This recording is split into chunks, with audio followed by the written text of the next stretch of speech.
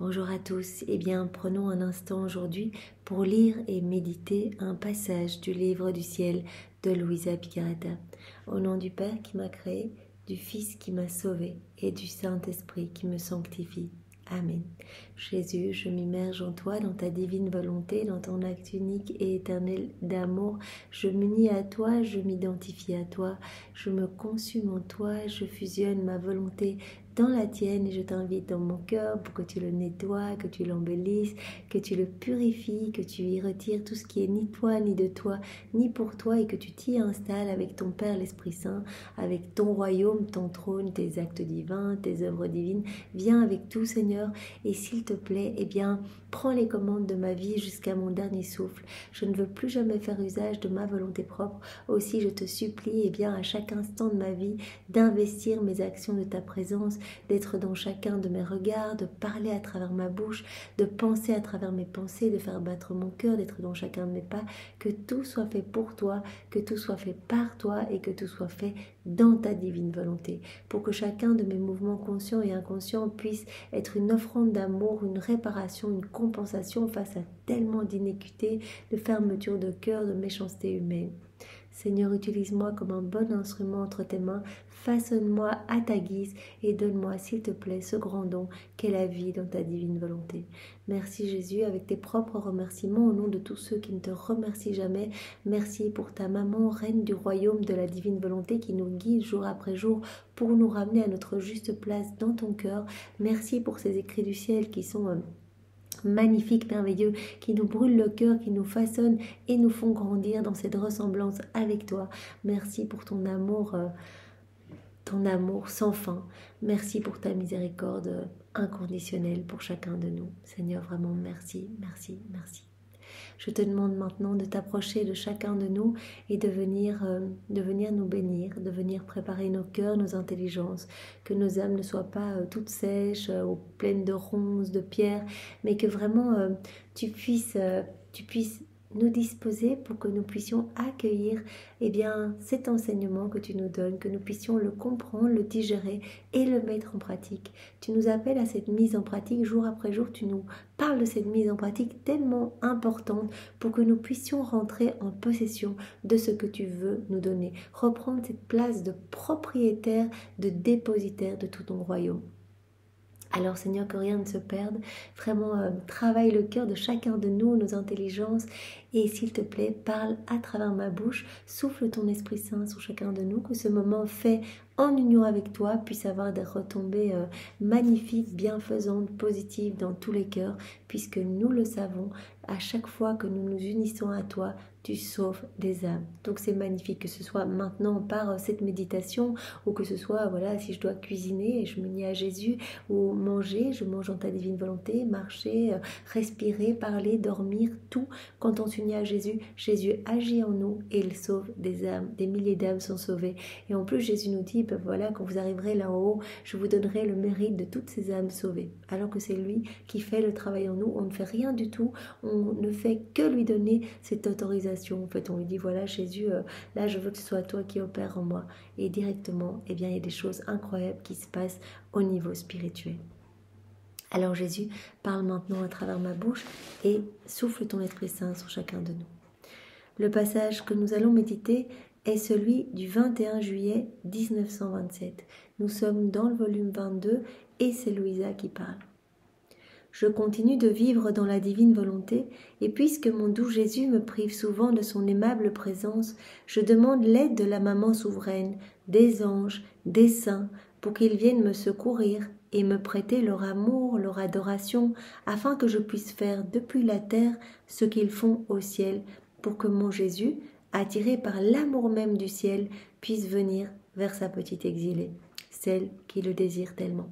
Donc Luisa, elle souffre énormément, on le voit à chacun des passages que nous méditons ensemble. Elle souffre de l'absence de Jésus, de ne pas le voir physiquement, même si Jésus lui a montré tant et plus qu'il sortait de son intérieur, qu'il vivait en son cœur avec le Père, l'Esprit Saint, qu'il était vraiment là puisqu'il était totalement dans la divine volonté. Luisa a besoin de le voir. Et donc elle se dit, je vais faire mes rondes dans l'œuvre de la création.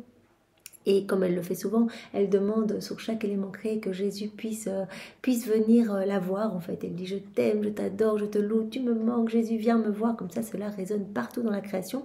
Et ce qu'elle fait aujourd'hui, c'est qu'elle vient chercher les adorations de la Vierge Marie, elle vient chercher les louanges, les bénédictions et l'amour de tous les saints, des anges. Et elle fait tout sien, elle récapitule tout et elle vient tout réoffrir au pied de l'Éternel, au pied du trône de l'Éternel, vraiment pour que Jésus puisse se laisser toucher, qu'il puisse être blessé par cet amour brûlant et qu'il puisse se montrer. Donc vraiment, Louisa nous fait penser un peu à un enfant qui use de stratagèmes pour faire venir Jésus. Mais indifférent à mon dur martyre et comme s'il méprisait mes soupirs et mes désirs, au lieu d'avoir pitié de moi, il m'échappe en se contentant peut-être de regarder de loin mon terrible état. Ah, peut-être qu'en sentant en moi l'amour du ciel qu'il aime tant, il viendra et ne me laissera plus seule et abandonnée aussi longtemps. Elle se dit, voilà, si Jésus sent tout cet amour brûlant du ciel, de sa maman, etc., il va être touché et ne me laissera plus seule pendant un laps de temps si long. Mais alors que je me disais ces bêtises, mon doux Jésus, ma chère vie, sortit de moi et me serrant dans ses bras, il me dit, « Ma fille, il est vrai que j'aime l'amour du ciel, mais plus encore celui de la terre. » Jésus dit, j'aime évidemment toutes ces louanges, ces bénédictions que les bienheureux, les saints me font dans le ciel, mais je préfère l'amour qui m'est offert de la terre. Quand une âme qui a la liberté de m'aimer ou de ne pas m'aimer, me donne cet amour, vraiment s'abandonne entre mes bras, cela me touche beaucoup plus que l'amour que je reçois des bienheureux, qui est un amour acquis en fait, qui m'appartient déjà dans le ciel. Tandis que sur la terre, eh bien, c'est un amour conquérant, parce que je ne suis pas sûre qu'une âme en fait va répondre à mon amour. Tout est fait dans la création pour que l'âme s'émerveille de mon amour, y réponde. Tout est vraiment fait pour la créature, en fait. Tout a été fait en cadeau pour nous, pour que nous répondions à cet amour. Mais nous avons notre libre arbitre d'y répondre ou de ne pas y répondre. Nous avons notre libre arbitre d'agir seul dans chacune de nos actions ou d'appeler Jésus, de laisser sa divine volonté opérer et agir. Soit, eh bien, nous créons les ténèbres dans notre âme, rien ne se passe, il y a plus de noirceur ici-bas.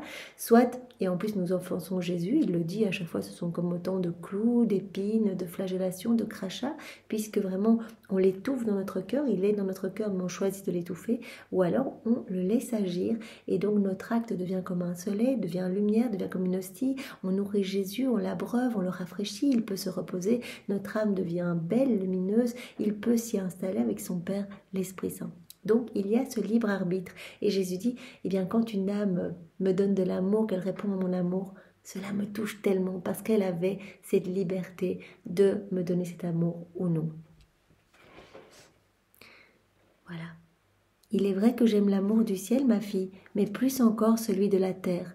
L'amour de la terre est toujours nouveau pour moi. À chaque fois qu'on fait un acte dans la divine volonté, c'est une nouvelle création qui s'opère au point tel que le ciel, que vraiment les anges, les bienheureux viennent se réjouir, viennent observer, eh bien, quelle va être la création dans notre âme. Donc il y a quelque chose de nouveau à chaque fois qui s'opère quand on s'unit avec Jésus. Et c'est cela qu'il dit. L'amour de la terre est toujours nouveau pour moi, ce sont des gains nouveaux que je fais, une nouvelle gloire. Voilà, il y a l'amour des bienheureux qui est un amour acquis dans le ciel, et il y a l'amour des saints, etc., des anges, tout cela c'est un amour acquis, mais il y a à chaque fois qu'une âme se convertit, revient à Jésus, l'aime, s'abandonne entre ses bras, c'est un amour nouveau, c'est quelque chose de nouveau, et donc cela fait terriblement plaisir à la Trinité. Ce sont des gains nouveaux que je fais, une nouvelle gloire.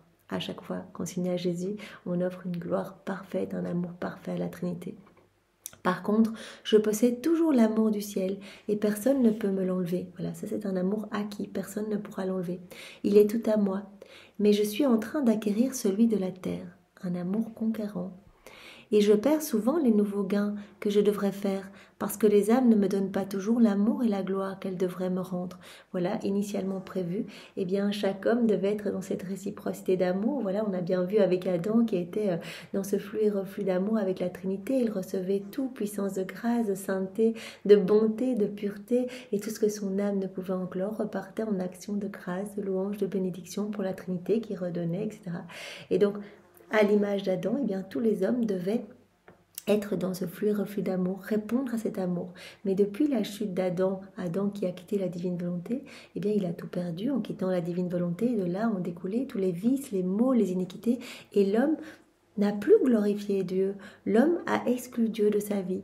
En fait, il s'est servi de ses pieds pour marcher à des fins mauvaises, de ses mains travailler pour sa propre gloire, ses yeux pour ne regarder que les choses d'ici-bas, sa bouche pour vraiment parler de choses futiles, etc. Donc il y a eu vraiment cette dette de gloire. Et Jésus dit, quand une âme revient à moi, qu'elle m'aime, eh bien, elle vient un petit peu compenser ses vides de gloire, en fait, ses vides d'amour, ses manquements. Donc elle répare pour tous ses frères et sœurs. Tu dois savoir que lorsque les âmes qui meurent dans ma grâce, elles sont confirmées dans la nature de l'amour, dans la nature de la gloire et dans la vie de la divine volonté. Ainsi au ciel, tout est nature dans les bienheureux, et ils ne me donnent par conséquent rien de plus. C'est plutôt moi qui leur donne constamment ces continuels actes de joie, de bonheur et de béatitude, à jamais nouveaux et éternels. Bien dans le ciel, ce qui se passe, les bienheureux, ils sont là, ils arrivent, et ils se retrouvent en face du trône et ils reçoivent en fait. C'est la Trinité qui donne continuellement ces actes nouveaux, éternels, des béatitudes, des joies, etc. Donc c'est la Trinité qui alimente continuellement. Mais sur la terre, nous avons la possibilité, avec la divine volonté, de recevoir tout de Dieu et de rendre tout. On offre du divin à Dieu en fait, on offre Dieu à Dieu, puisque dans la divine volonté, on peut reprendre les prières de Jésus, les offrir au Père, on peut reprendre les souffrances de Jésus, tout ce qu'il a ressenti lorsqu'il était humilié, lorsqu'il était torturé, etc., par des soldats en prison, qu'il était poussé, qu'on le tapait, qu'on lui crachait dessus. On peut reprendre tous ces moments de souffrance, les offrir au Père pour obtenir vraiment des grâces, des pluies de bénédictions, etc. Donc vraiment, on peut offrir Dieu à Dieu, on peut reprendre les prières de Jésus, on s'unit à ses réparations, on s'unit à ses souffrances. Dès que l'on s'unit à Jésus directement, nous recevons tous les fruits des actions de Jésus. Rappelons-nous que tout ce que Jésus a fait sur la terre, c'est éternel, ça ne s'arrêtera jamais. Donc ce sont des actes qui sont suspendus et nous pouvons avoir accès à ces actes en nous unissant à Jésus dans la divine volonté. Jésus, je m'unis à toi, je mange dans ta divine volonté, j'unis mon action de manger à cet acte suspendu lorsque tu mangeais toi sur la terre, et nous savons bien que quand tu mangeais sur la terre, tu ne faisais pas que manger pour t'alimenter, tu alimentais des âmes, tu en sauvais, tu en purifiais, tu en sanctifiais, etc. Donc quand nous nous unissons à Jésus, nous recevons directement tous les fruits attachés aux actes que Jésus faisait, vraiment auxquels nous nous unissons. Donc c'est magnifique, je vous laisse imaginer quand nous unissons nos souffrances à celles de Jésus, nos souffrances portent les fruits des souffrances de Jésus. Donc ça c'est magnifique. Ce que Jésus nous dit ici, c'est que vraiment il aime ces moments où on vient spontanément, vraiment on vient offrir nos volontés, on vient s'unir à lui. Cela lui fait immensément plaisir. Il dit dans le ciel, c'est lui qui donne toutes ces joies aux bienheureux. Tandis que nous avons la possibilité, nous, de lui donner de la joie. Nous avons la possibilité de lui réoffrir, d'offrir à la Trinité, du divin en fait. C'est pourquoi j'ai les yeux fixés sur la terre, comme si je mettais tout le ciel de côté, car le ciel m'appartient. Et je fixe toute mon attention sur l'âme qui vit en exil, et qui, bien que ne possédant pas la nature du ciel, veut me donner de nouveaux gains d'amour, de gloire et d'adoration. Ce sont des nouveaux gains, voilà. C'est acquis dans le ciel, cet amour est acquis, et à chaque fois qu'on fait des actes dans la divine volonté, on donne vraiment une nouvelle gloire, on donne plus d'amour, on retourne quelque chose à la Trinité. Si tu savais comme ton amour voltige dans ma volonté, comme il s'élève entre le ciel et la terre, et qu'en revêtant toutes les choses créées, ouvrant même une brèche dans le ciel, partout où s'étend ma divine volonté, il me donne la nouvelle possession de la créature qui s'est laissée revêtir par la puissance de mon fiat suprême. Voilà, Jésus parle même d'une nouvelle possession, l'âme qui se plonge dans la divine volonté, qui unit sa volonté à celle de Jésus. Elle va devenir comme une nouvelle possession pour la Trinité en fait. Plutôt que se détourner de Dieu, faire tout seul, vraiment agir complètement à l'envers, se remplir de noirceur, travailler vraiment pour amener plus de ténèbres, Jésus dit en fait, ça va être une âme qui s'offre à moi, je vais pouvoir me revêtir de son humanité. Comme sur la terre, Jésus, son humanité était comme un petit voile cachant sa divinité. Il veut continuer sa vie en nous et il veut que notre humanité, c'est-à-dire notre corps, soit comme un petit voile cachant sa divinité, c'est-à-dire qu'il puisse continuer à opérer puisqu'il a dit « je suis la divine volonté ». Et donc, il voudrait qu'en chacun de nous, sa divine volonté puisse être reine, puisse être souveraine et puisse vraiment voilà, faire rayonner sa lumière partout, dans tous les cœurs. Tandis que la possession de l'amour parvient jusqu'à moi, elle en prépare une nouvelle, celle de la gloire. L'âme aime Jésus, elle le loue, elle le bénit dans la divine volonté, elle fait ses rondes, elle répare, etc. Eh bien, cela donne chaque fois une gloire nouvelle à Dieu. Et en retournant répéter tes actes, ceux-ci sont toujours nouveaux pour moi, car en vérité tu ne les avais pas auparavant. Par conséquent, tu es toujours nouvelle dans l'amour, dans l'adoration et dans la gloire que tu me donnes. Ça c'est magnifique, à chaque fois qu'on agit dans la divine volonté, c'est une nouvelle création, on offre eh bien, une nouvelle gloire, on offre un amour, un nouvel amour, on se revêt de nouvelles choses aussi à chaque fois. On se remplit de plus en plus des qualités divines de Dieu. Et on grandit dans cette ressemblance, on devient un petit peu comme des images, des échos de la Trinité. Faisant écho en toi, ma volonté te communique ce nouvel acte qu'elle possède de par sa nature propre. Ainsi, ce que je fais dans le ciel, donner à tous les bienheureux cet acte nouveau, jamais interrompu, de joie et de contentement indicible, eh bien, tu es destiné à me le donner de la terre, dans la lumière et la puissance de ma volonté. Voilà ce que Jésus fait dans le ciel, il donne, tout le monde s'abreuve en fait. C'est comme, voilà, la divine volonté, c'est une source intarissable de bien, de joie, de bienfaits, de béatitude, etc.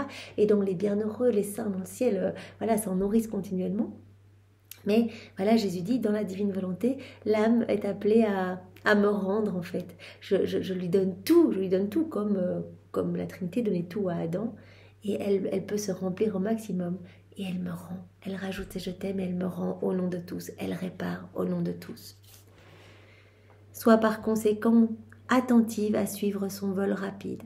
Donc tout le temps, Jésus le dit, dans chaque enseignement, il demande à Louisa cette attention, de rester fixé en fait les yeux sur le ciel, sur les choses du ciel, ne pas se plonger dans les choses du monde, sinon on sort de la divine volonté et on se retrouve à nouveau dans nos volontés propres. Continue ton envol, viens greffer ton âme, vraiment greffe ton âme dans le soleil de ma divine volonté pour que vraiment les rayons du soleil de ma divine volonté puissent déborder, puissent éclater vraiment de ton humanité. Mon Jésus bien-aimé continuait à me priver de lui et je me sentais très oppressée. Je me disais que tout me tombait dessus et bien d'autres choses qu'il me semble inutile de mettre sur le papier. Et mon aimable Jésus, plaçant ses saintes mains sous mes épaules, comme pour me prendre dans ses bras, me dit. Donc Louisa, elle est oppressée, elle continue d'être très oppressée, d'être privée de Jésus. Ma fille, comme tu es devenue lourde. Donc quand on commence à douter, à avoir des sentiments d'oppression, etc., eh bien notre âme perd cette légèreté qui nous est donnée quand on vit dans la divine volonté totalement, quand on s'unit à Jésus, que nos yeux ne sont fixés que vers le ciel, eh bien notre âme peut s'élever. C'est cela que Jésus disait, continue ton envol, vraiment sois légère, vraiment viens, parce que si tu es toute légère, tu vas pouvoir te greffer vraiment dans ma divine volonté facilement. Mais si tu commences à vraiment être oppressé par mon absence, etc., et que tu n'es pas concentré sur cette mission que tu as, Louisa, de former ce royaume de la divine volonté avec moi, eh bien ton âme s'alourdit un petit peu et ton âme s'envole moins facilement. Comme tu es devenue lourde, ne sais-tu pas que l'oppression alourdit l'âme et que si je veux te prendre dans mes bras, je dois faire un effort pour te soulever? Ma volonté, par contre, enlève le poids de la nature et sa lumière, en repoussant les ténèbres de ce qui est humain, la rend légère et capable de tout sacrifice. Voilà, c'est le travail de la grâce quand on se plonge dans la divine volonté, dans ce grand bain de lumière. Vraiment, on peut s'imaginer vraiment la divine volonté, un bain rempli des attributs de Jésus, de sa divinité, de sa volonté, de son humanité, de ses mérites, de son sang, de ses œuvres, de ses actes, de ses bénédictions, de ses grâces. Il y a tout, on se plonge dedans et notre âme se nettoie et elle devient vraiment légère au point, comme dit Jésus, eh bien qu'elle va être capable de tous les sacrifices en fait, puisqu'elle va vraiment être gorgée de moi à ras-bord, remplie de tous mes attributs divins. Je vais la marquer du sceau de mon divin fiat et en fait tout va être facile. Elle ne pensera qu'à moi, elle m'appellera dans toutes ses actions, etc. Donc il va y avoir cette fluidité, cette légèreté. que bien sûr on l'a pas quand on essaye de faire les choses par notre volonté propre, même d'acquérir une sainteté vraiment par l'exercice de vertu, c'est difficile, on rechute, on est vraiment aux prises des tentations, etc. Mais quand on laisse Jésus faire, vraiment, gardons cette image, on se plonge dans ce bain de lumière et on se remplit de la lumière même de Dieu. C'est Dieu qui agit, c'est Dieu qui nous purifie, c'est Dieu qui nous sanctifie, qui nous donne cette sainteté toute divine. C'est Dieu qui rend notre âme toute légère pour qu'elle puisse continuellement aller s'unir dans ce soleil de la divine volonté. Voilà, s'élever et s'unir dans toutes les petites actions du quotidien. Donc ce que Jésus nous dit ici indirectement, c'est que au plus on va se plonger dans la divine volonté, au plus on va se plonger dans les écrits du ciel, etc., au plus, cela va être facile. Jésus va s'inviter dans nos actions, va se rappeler vraiment à notre souvenance. On va pouvoir l'inviter quand on fait notre vaisselle. On dira, ah oui, tiens Jésus, je le fais dans ta divine volonté. On va aller écouter un concert et puis on va entendre des gens applaudir, on va dire mais Seigneur c'est toi que ces gens applaudissent, je reprends tous ces applaudissements, je les multiplie à l'infini et vraiment je t'applaudis Seigneur parce que tu es notre roi, notre Seigneur, notre bien, notre tout, que vienne ton royaume, tout va être tourné autour de Jésus. Ça c'est le travail de la grâce. Au plus on va se plonger dans ce grand bain de lumière, au plus le Seigneur va pouvoir vraiment rendre notre âme belle, lumineuse à son image, à sa ressemblance et légère, vraiment légère. En lui donnant les ailes de l'amour, elle donne à l'âme les premières qualités de la patrie céleste, qui ne connaît ni oppression ni obscurité, mais la lumière d'un jour sans coucher de soleil et une joie qui n'a pas de fin. Une joie qui n'a pas de fin. Au plus on va se plonger, au plus on va être marqué du sceau de la paix éternelle et de la joie, en fait. Quand on est en Dieu, on ressent cette joie, quelles que soient les épreuves, parce que tout nous est donné comme cadeau en fait, et on le ressent. Des choses difficiles, merci Seigneur, c'est un cadeau d'amour, un cadeau de prédilection, tu me fais confiance, tu me donnes une gorgée de cet amer calice que tu bois continuellement face aux fermetures de cœur, etc. Et donc tu me partages cela. Donc tout est vu comme cadeau. On prend tout comme des mains de Jésus parce que dans la divine volonté, on sait que tout est autorisé par Jésus pour notre sanctification, pour le salut de notre âme et pour vraiment que vienne s'établir son royaume ici-bas. Donc il n'y a plus de noirceur, plus d'obscurité, plus de lourdeur. Tout devient légèreté, lumière, beauté, pureté en fait. Il travaille notre cœur. Une joie qui n'a pas de fin, comme nous dit Jésus. Et de plus, que dirais-tu si tu entendais le soleil te dire « Tout est fini, je ne suis plus soleil parce que mon Créateur ne m'ajoute pas continuellement de la lumière. » Je crois que tu répondrais au soleil « Je te vois toujours soleil, car ton Créateur n'a rien enlevé de la lumière qu'il t'a donnée. Tout au plus, s'il avait continué à t'ajouter de la lumière, aurais-tu été plus fort et plus étincelant ?» Donc Louisa, elle se plaint parce que Jésus ne vient pas. Cela fait quelques jours qu'elle n'a plus reçu d'enseignement et donc cela lui manque. Et Jésus dit, mais tout ce que je t'ai donné, c'est à qui ? Tout cela forme un feu dans ton cœur. C'est un trésor que je t'ai donné pour que vraiment cela puisse être retranscrit, pour que cela puisse toucher toutes les générations à venir et que vienne sur la terre mon royaume. Donc tu répondrais au soleil s'il se plaignait, etc., de dire qu'il n'a plus de lumière supplémentaire, eh bien tu lui répondrais que tu le vois toujours soleil et que son Créateur ne lui a rien enlevé de sa lumière. Tout au plus, s'il avait continué à ajouter, eh bien, il aurait été un petit peu plus brillant, mais il a toujours cette lumière. C'est aussi ce que je te réponds, dit Jésus à Louisa.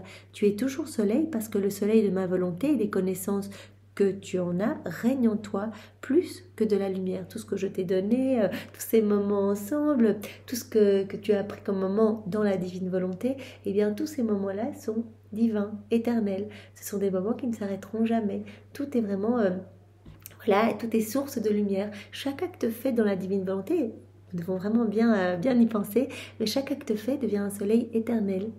Donc nous le retrouverons, après notre mort, nous retrouverons tous ces soleils, toutes ces lumières, etc. Donc ça c'est magnifique. Donc Jésus dit bien à Louisa, tout ce que tu as fait, rien qui est perdu, tout ce que tu as reçu comme connaissance, eh bien également c'est une douche de lumière dans ton cœur, tout a formé vraiment des choses incroyables, des nouvelles créations, et tout est un acquis pour toi, tout est là et tout est éternel.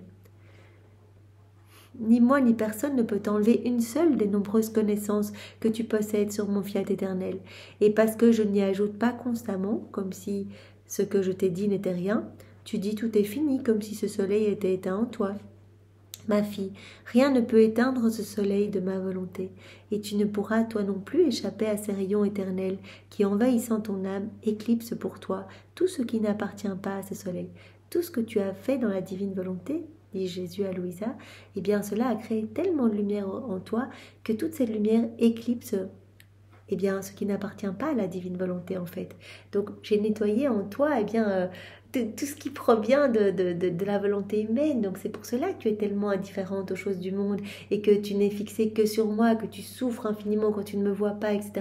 Parce que je suis ta vie, ton tout, ton centre, et sans moi tu te sens mourir, sans moi physiquement tu te sens mourir. Eh bien, vraiment que le Seigneur puisse opérer ce travail en nous, Jésus. Vraiment, remplis-nous à ras-bord de toi pour que comme Louisa, eh bien, notre seul centre soit toi, en fait.